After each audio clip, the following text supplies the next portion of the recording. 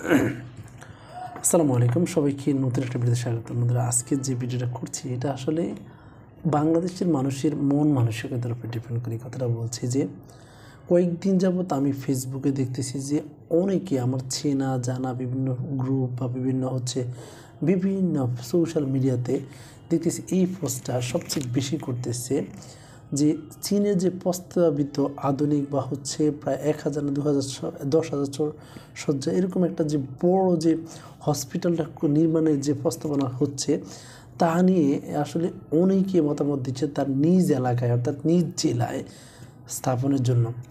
তো আসলে অনেকে দেখতেছি যে ভাই বলতেছেন যে চীনের এই যে প্রস্তাবিত যে আধুনিকায়ন হসপিটালটা এটা ঢাকার মধ্যে হলে খুব ভালো হবে, কারণ ঢাকার মধ্যে এমন কোনো হসপিটাল নেই।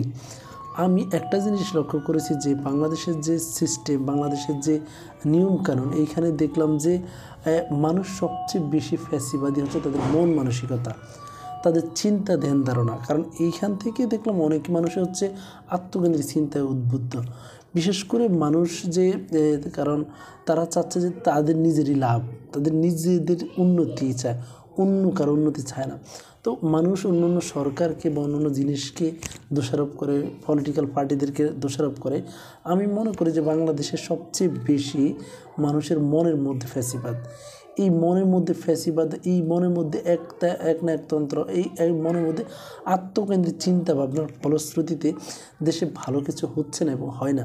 এবং আপনারা এই ধরনের চিন্তা ভাবনা যারা করে আসলেও কি তারা আদৌ কি দেশের মঙ্গলার্থে এবং সাধারণ জনগণ?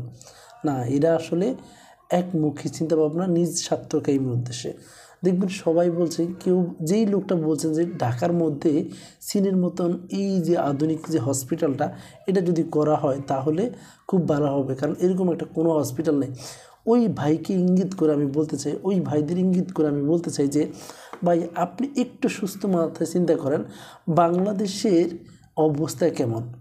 মানে আছে না, মায়ের পাছায় ছেঁড়াতে না ছেলে ছায় করে বাবুয়ানা, যেখানে অন্যান্য জেলাগুলোর মধ্যে ঠিক করে চিকিৎসা সেবা তো দূরের কথা, ঠিক করে অনেকে ডাক্তারও দেখাতে পারছে না। সেইখানে ঢাকার মধ্যে যে হসপিটালগুলো আছে, সরকারি হসপিটালগুলো আছে, সবগুলো মিলিয়ে তো ধরেন এর চেয়ে ভালো উন্নত এইরকম একটা হসপিটাল আছে যদি সবগুলো হিসাব করা যায়।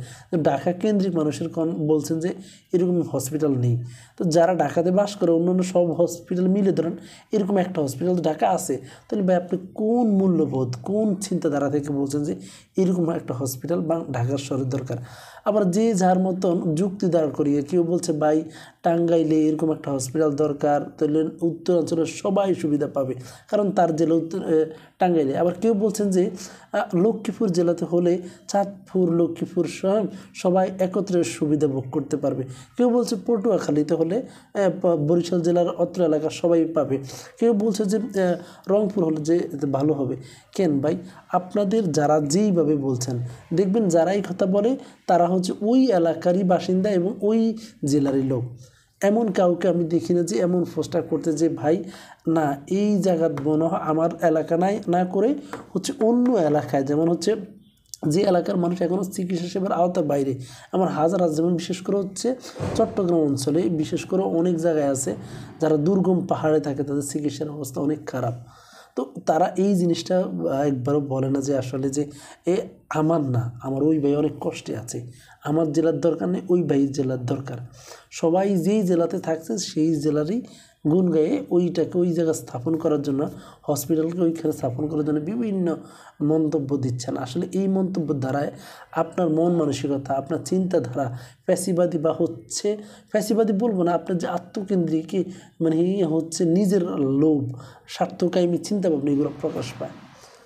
বাংলাদেশের যে অবস্থা, যে এরকম একটা আধুনিক হসপিটাল যে হওয়া যে কত ভাগ্যে তা ভালো, কিন্তু আমি দেখতে হবে বাংলাদেশের সাথে পৃথিবীর অন্য দেশের সাথে তুলনা করলে হবে না।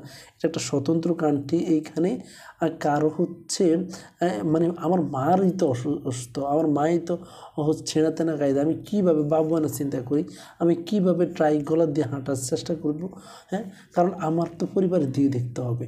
তাহলে সেম আমার বাংলাদেশের জনগণের মানুষের দিকে দেখতে হবে। আত্মকেন্দ্রিকভাবে আমার জেলায় প্রতিস্থাপন করা এটা স্বার্থান্বেষী লোক, এদের জন্য হচ্ছে দেশে ভালো কোনো কিছু হচ্ছে না, এবং এদের জন্য হচ্ছে বিশেষ করে সময় যুগ অনুযায়ী ফ্যাসিবাদ লোক তৈরি হয় বা হচ্ছে স্বার্থকেমী রাজনৈতিক দল গঠন করা দল হয়।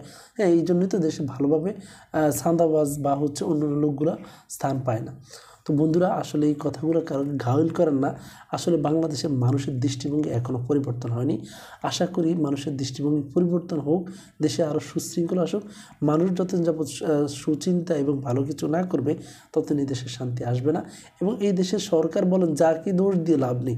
আমরা মানুষরা আগে ঠিক হই, আমরা সাধারণ জনগণ আগে ঠিক হই, নিজের জায়গা থেকে সচেতন হই, অন্যের সমস্যা দেখি, নিজের সমস্যাকে বড় করে না দেখি। এটাই বলা। সবাই ভালো থাকুন। আসসালামু আলাইকুম।